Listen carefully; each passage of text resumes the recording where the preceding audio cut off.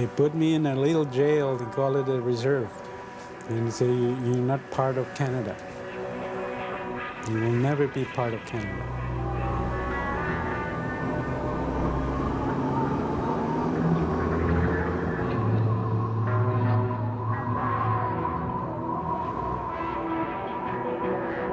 So I was in school for 8 years with missionaries and terrible people.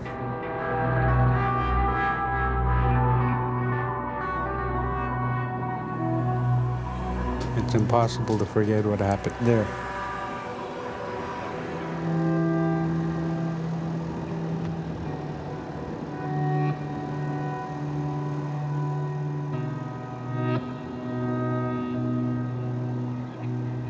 We are here, that's it, that's the camp.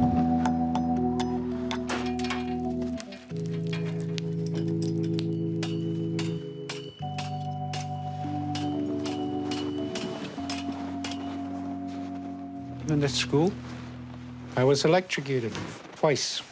I was only 7 years old.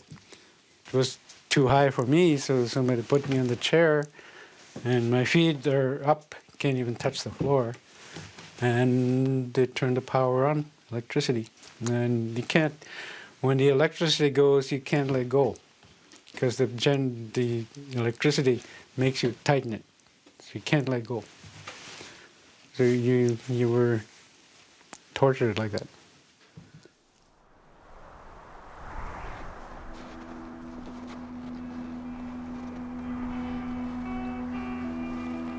They make us broken because they wanted our land. So they broke the children.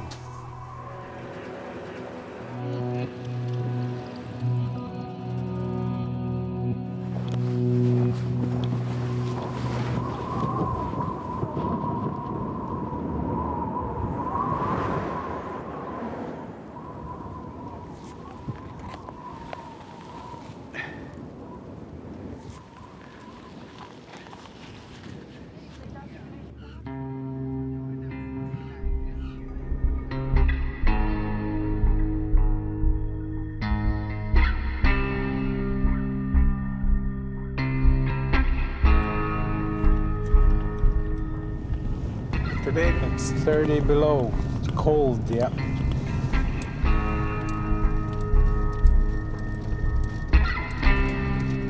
Edmund Metatawaban welcomes us. He is the former chief of this remote community in northern Ontario. Fort Albany.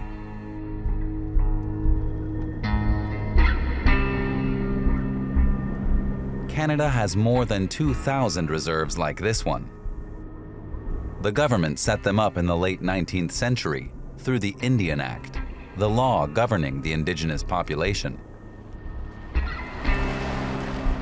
This racist law made them second-class citizens, separate from white people.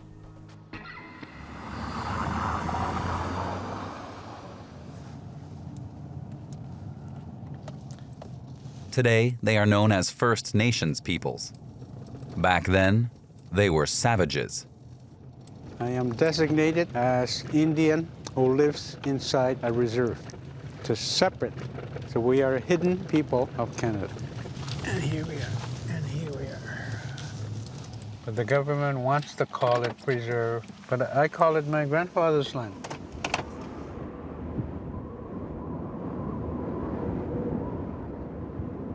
The Indian Act is still in force today.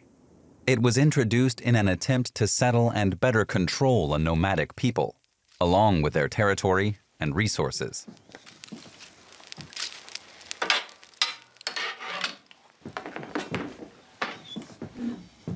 Nuns and priests ran the reserves. Their mission was to evangelize the savages, to assimilate them.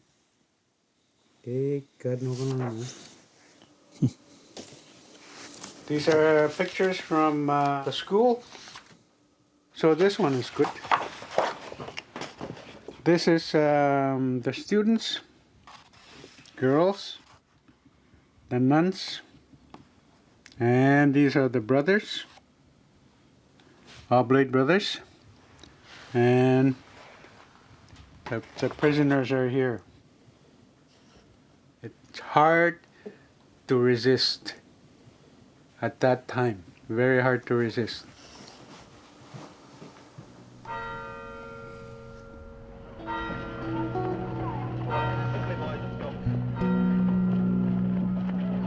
Authorities tore children from their families at the age of 4 or 5 and handed them over to missionaries to be educated, sending them to what were referred to as residential schools.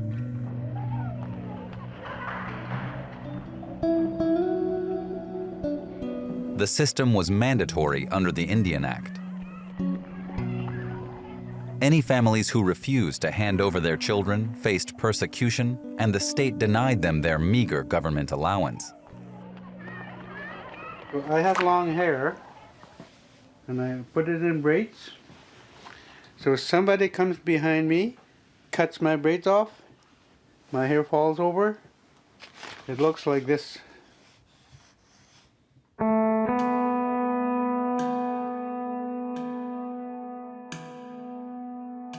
As soon as the children arrived, the schools stripped them of anything that identified them as indigenous. Their clothes were burned. They were forbidden to speak their own language. They were issued with a uniform and a number. It's going to be the birthday of Jesus, that's right. And we want to be ready. The aim was to make them like good little white children, good little Christians.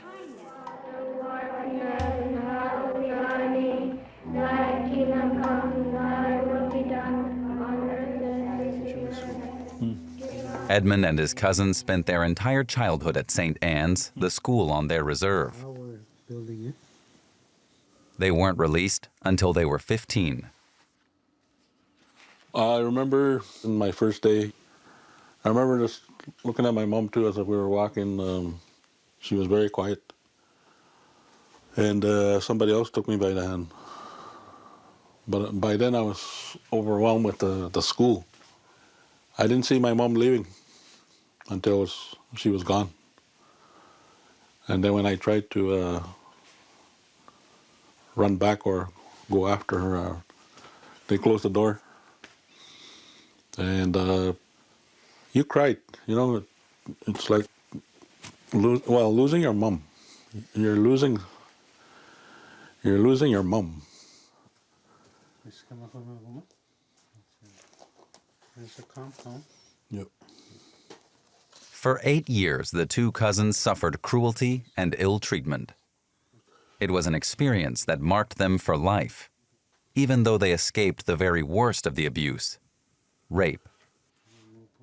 We did see Brother Bodway abusing a child and took them from the dormitory on the 3rd floor, brought him down to the basement, and that's where he attacked the girl. They were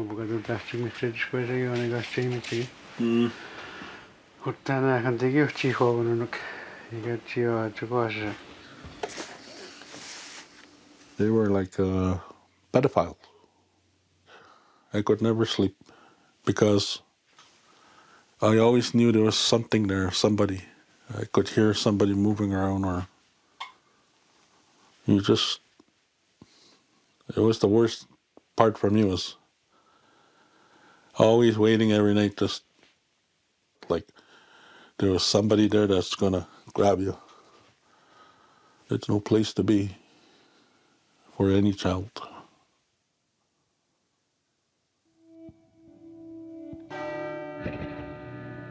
We all came home with a dark secret, generation after generation.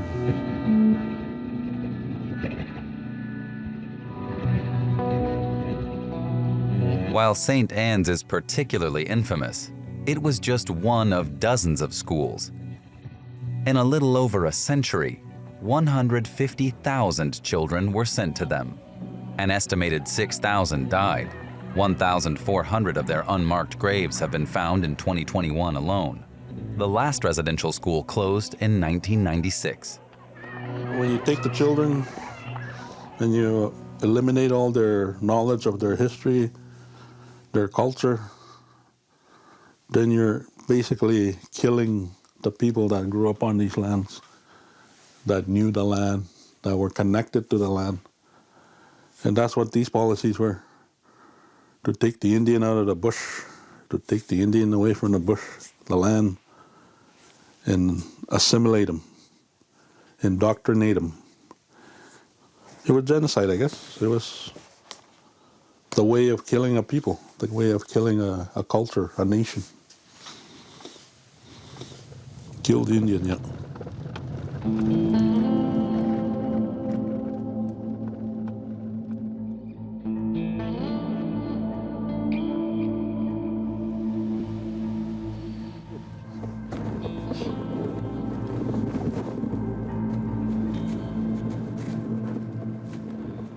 The school was right here. Big 3-story building. It's big enough for 200 students. You know what we never gave the missionaries? We never showed them our tears. We never cried. You can be slapped around like this, bang, bang, bang, bang, bang, right on your head and face. Slap, slap, slap, slap, slap, and kneel on the floor and eat your vomit, electrocution, but I'm still here. I'm still standing up, but they're gone.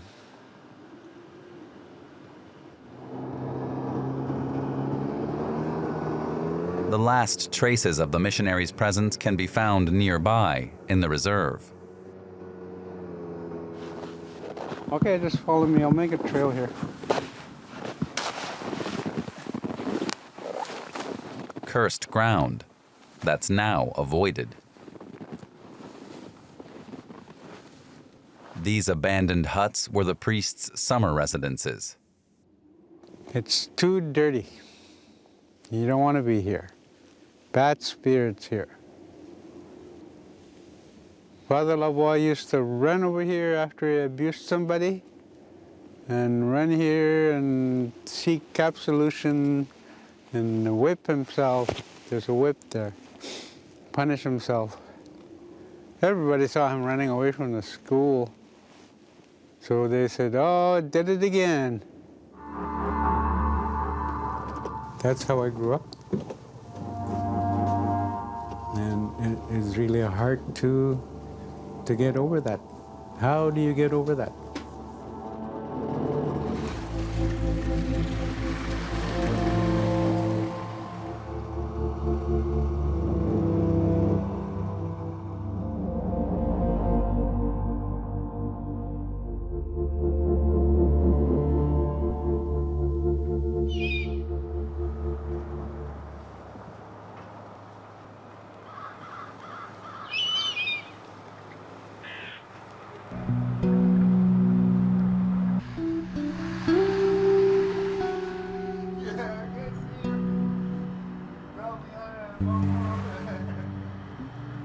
When the cold drives everyone else from the sidewalk, these are the only people who remain.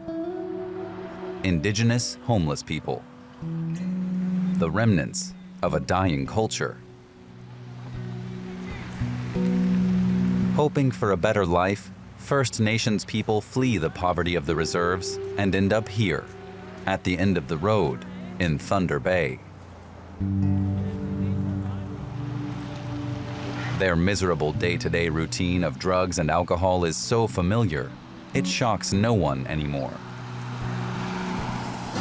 In the frozen downtown streets, the people survive any way they can.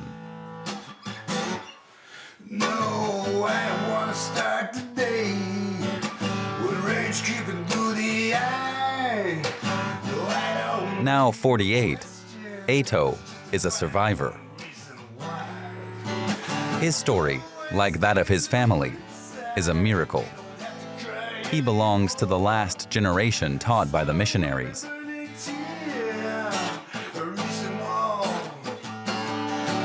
For a long time, Ato drowned his pain in alcohol, like almost half the men in his community.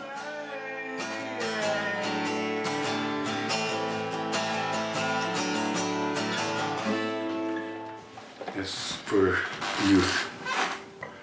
This music has kept me alive all these years. I was 11, 12 years old, man. Going to Boy Scout excursions. Priest, I can say his name, Ralph Rowe, eh? You know, Ralph Rowe took advantage of a lot of us. It was a winter, boys walking on the ice, going to the trap line. We couldn't go back because we're already way across the lake, going in the bush in the nighttime. And the priest decided to come and sleep beside me and buy my sleeping bag. And towards the night, he unzipped my sleeping bag and grabbed me, and man, that's a good. Oh man, I can't.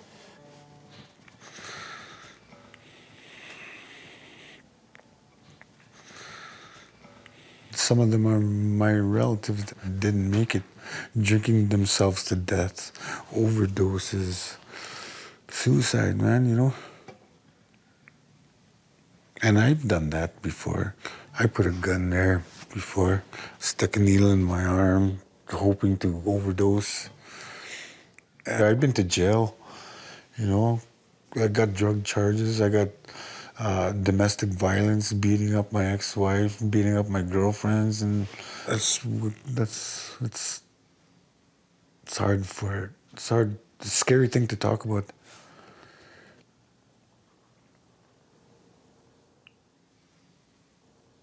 Only Ato's aunt has always stood by him. Yeah, coffee. Yes. Ina, his lucky star. Pretty cutter. I'm from the Bear clan. I used to live with my grandmother. She always said to me, never go to bed with dirty dishes on the table, because little people walk around at night, spit on things.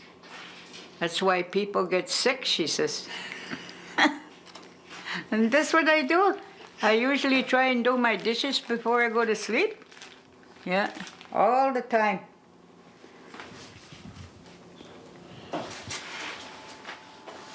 Ina suffered a lot too in the residential schools, and she still struggles to talk about her experiences.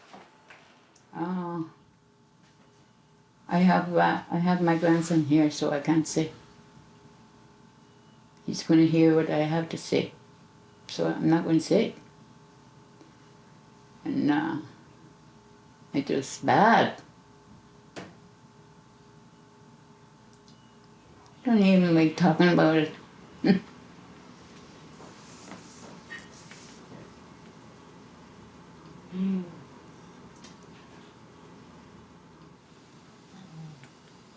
But you know what? It made me the person I am today, because I'm a fighter. I don't give up with anything.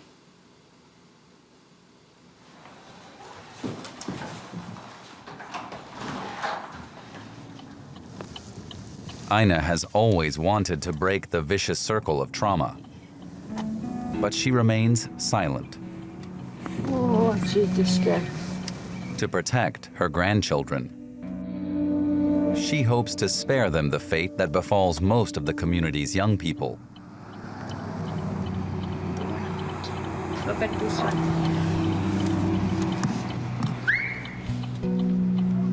Unlike earlier generations, this generation didn't experience residential schools.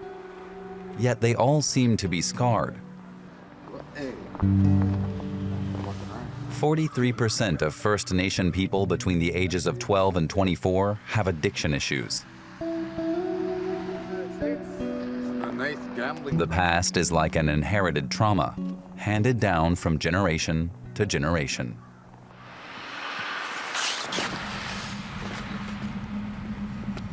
Women suffer the most.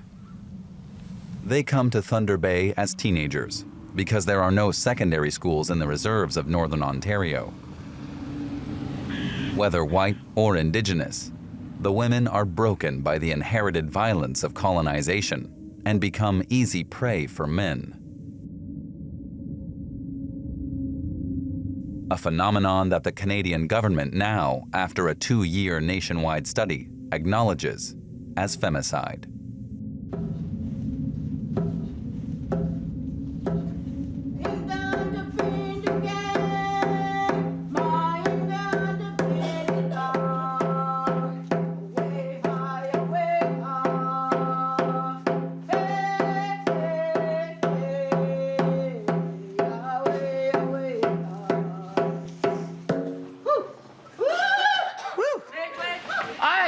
I'm a product of the residential school. I was raped by a priest when I was young on my reserve. I was raped by 2 police officers here in Thunder Bay, one in 2000 and one in 2014. I've been beaten by men, by my partners. Really bad, where my doctor file is about that thick with pictures of you couldn't even recognize my face. Broken bones. No more stolen sisters. No more stolen sisters. No more stolen sisters. No more stolen sisters.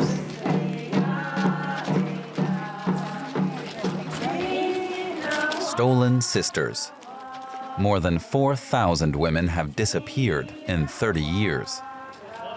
A scandal rooted in the country's history. It's very taboo. Canada hasn't been very good to Indigenous women and girls who have been missing or found murdered.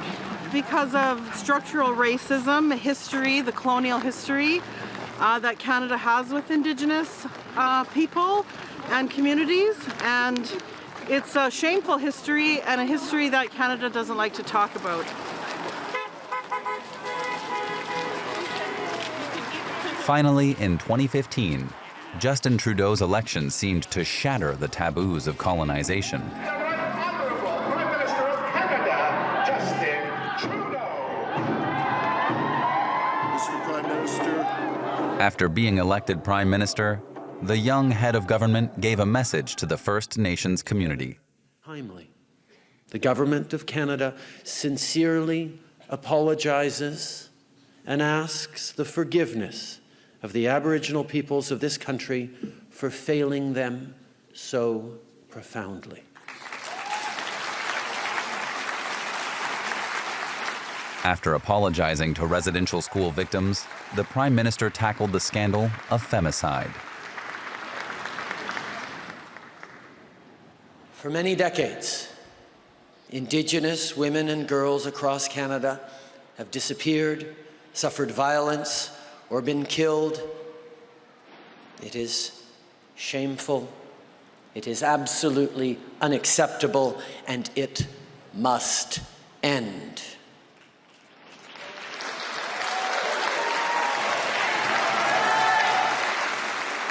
For the first time in the country's history, a head of government acknowledged it as genocide. This is a gift to the Prime Minister. Justin Trudeau raised the hopes of an entire people. But Indigenous women are still dying. After all the promises, grieving families expect action. Most cases remain unsolved.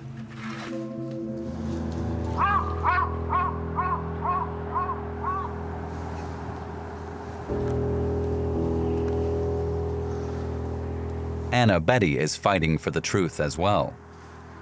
For her, the scandal of femicide is personal. Her sister died 4 years ago under suspicious circumstances.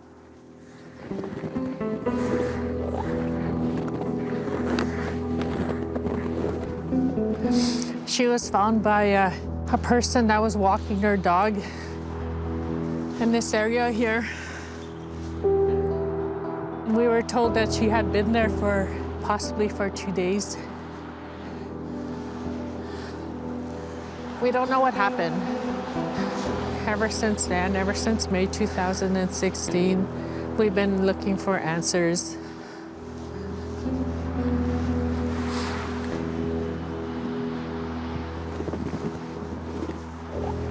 Her body bore signs of violence, with wounds to the head and a fractured sternum.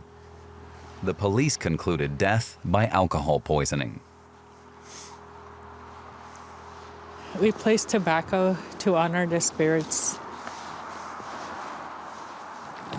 When someone is in their final resting place, it's still a sacred place because that's where their spirit left.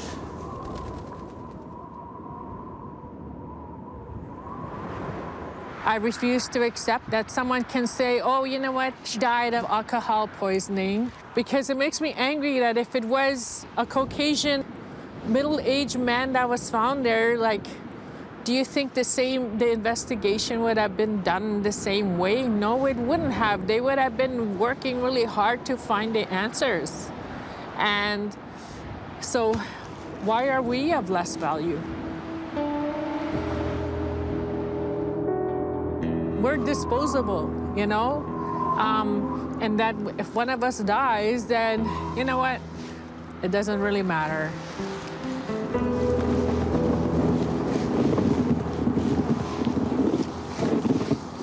There's lots of people who have committed murder in this city and other parts of Canada who are walking around free.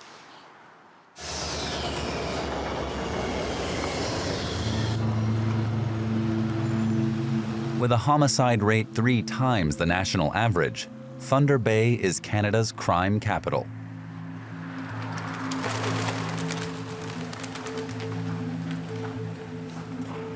Dozens of suspicious deaths are never investigated, and they often involve First Nations women.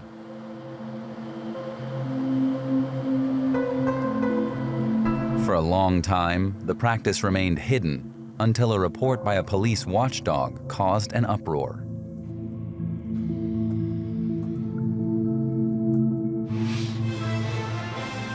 A scathing report by Ontario's police watchdog has found Thunder Bay's police service is rife with racism, and the handling of at least 9 cases involving the sudden deaths of Indigenous people were so problematic they should be reinvestigated. I found that systemic racism exists in Thunder Bay Police Service at an institutional level. Investigations were too often handled differently because the deceased was Indigenous. Investigators ignored evidence potentially pointing to a non-accidental cause or contribution to the death. At least 9 of these cases should be reinvestigated by a multidisciplinary team.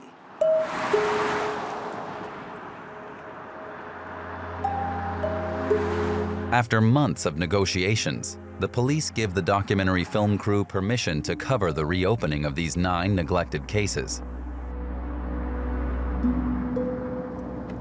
But at the last moment, the chief investigator fails to show. Instead, he sends a replacement to accompany the team, a local policeman. What day was she found? So this is the area that Christine Gliddy was found at the end of March 2016, right by this sign. She was 29 at the time. Police found the woman in the morning, her pants down and clothes scattered. Despite signs of rape and traces of DNA from a known sex offender, investigators closed the case. Officially, Christina Gliddy died of hypothermia. Why was it classified as a sudden death, you're saying? Yeah. Because there was no evidence to say otherwise, to lead it into a criminal investigation. So you can't create evidence, right? If you're living a higher risk lifestyle and you're constantly using and abusing substances, then you're going to put yourself in higher risk situations. So for the youths that live that lifestyle, whatever race they be, it's You know, when you're doing that, you're playing a different game. There's a bigger chance that something bad can happen if you surround yourself in situations that have a greater risk to them, to your health and safety. So.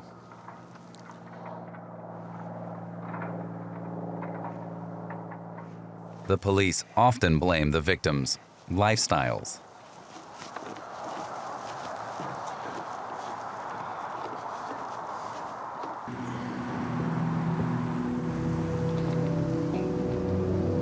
Few in Thunder Bay believe the reinvestigation of these cases will produce new results.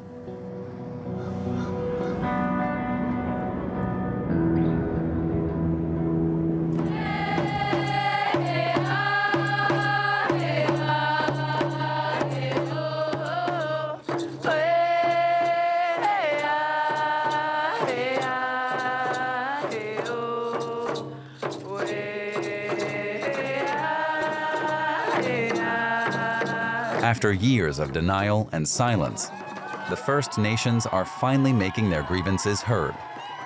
Demonstrators gather outside the Prime Minister's office at Ottawa's Parliament building.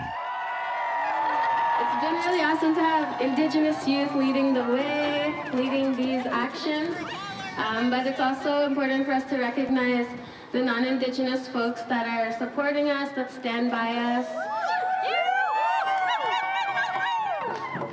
So I'm going to pass the mic to NDP Minister Charlie Angus.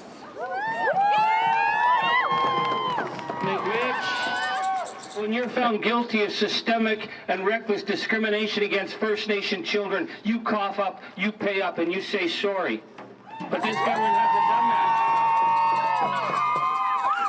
But I want to say how inspired I am to see young Indigenous standing up and their allies and the women walking and proud and telling Canada that there's a better way forward, and that way is respecting the land and respecting the treaties and respecting the people. I am honored to be here. Miigwech, merci. Thank you so much. Charlie Angus is one of the only politicians in Canada to defend the rights of First Nations peoples. For more than 20 years, he's been present at every battle. Discovering the truth surrounding events at residential schools stirred him to action. Like Charlie Angus, these young people want Canada to acknowledge its role in the darker side of its history and finally break the taboos of colonization. Charlie Angus has been fighting alongside the victims of St. Anne's since 2013, the school where children were tortured in the electric chair. Unlike other victims of residential schools, they have received no financial reparations for the abuse they suffered.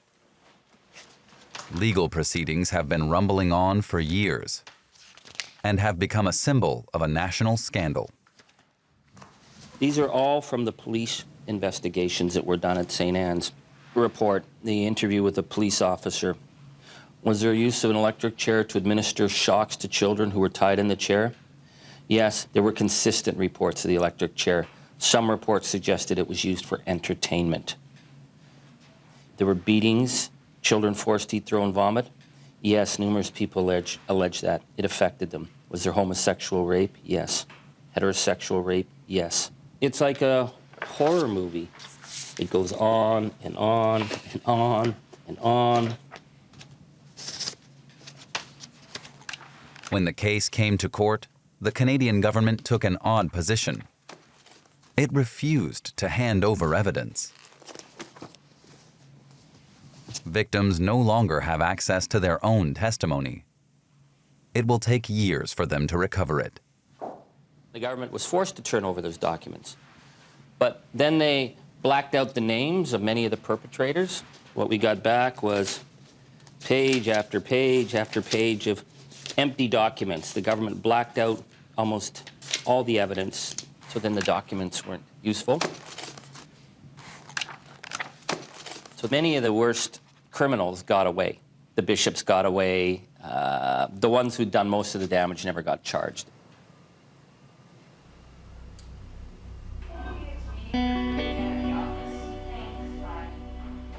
Okay, I gotta go. I used to think they were trying to hide somebody. I thought there was some bishop very important.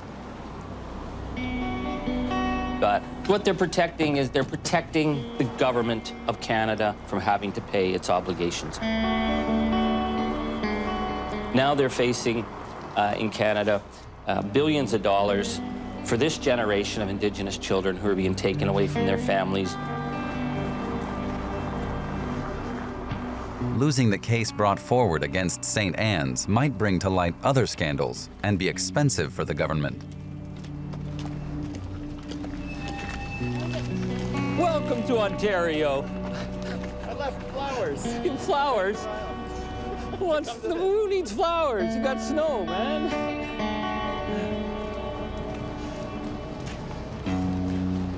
Parliament session is about to begin, and I'm going to be asking to find the government in contempt of Parliament. Morning. For falsifying information. 2 years earlier, the MP grilled Prime Minister Trudeau about the evidence being concealed by the government. The Honourable Member for Timmins, James Bay. Children at St. Anne's Residential School suffered nightmarish levels of abuse, torture, and child rape, and yet the Office of the Attorney General suppressed thousands of pages of police evidence that identified those perpetrators, and in doing so, they had cases thrown out and undermined the hearings. And now that the Justice Department has been forced to turn over those documents, they claim it's inadmissible unless a survivor finds a witness to verify these atrocities. To the Prime Minister, enough. The survivors of St. Anne's deserve better. Will he instruct his government to end this obstruction of justice against the survivors of St. Anne's once and for all? Honourable Prime Minister. Mr. Speaker, the ills done to Indigenous people over decades and centuries of colonialism in this country are shameful and are something that we need to learn from and move forward on. And that includes respecting the rights of Indigenous peoples now in all their different aspects, and that's why we are working with survivors, working with communities to ensure that we can move forward in a way that is fully respectful of all their rights as we get to the bottom of this, understand their history, and make reparations in the right way moving forward.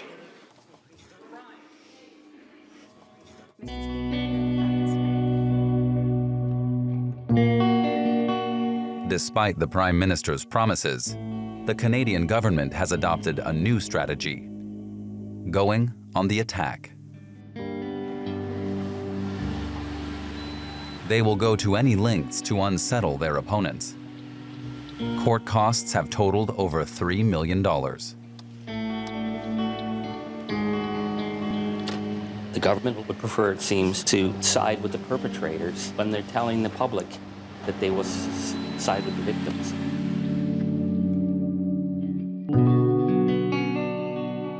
In this cynical approach, the state is now even prosecuting the victim's lawyer. Faye Brunning has been representing the St. Anne's plaintiffs for 10 years as a volunteer. But on this occasion, it is her clients who will be supporting her in a Toronto courtroom.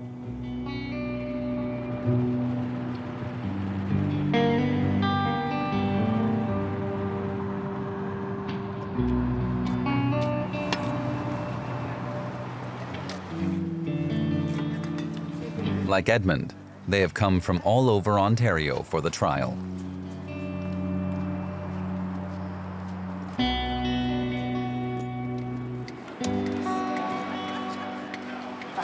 How are you, my friend?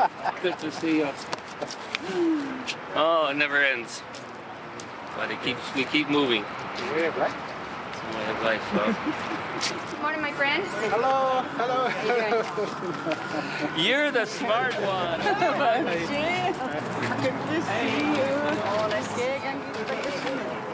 Supreme Court of Canada said, find out. In the first case of its kind, the lawyer is accused of slandering the court. She's facing a $25,000 fine.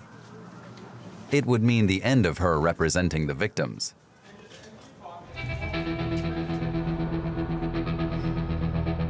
After a short hearing, the judge rules in her favor.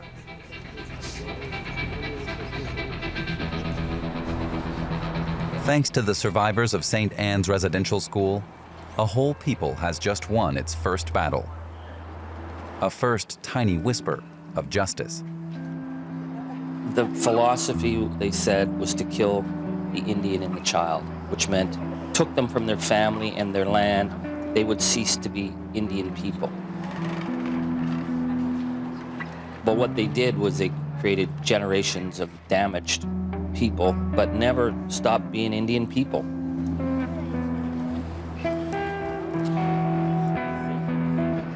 We are not free. We are prisoners of Canada in 2020.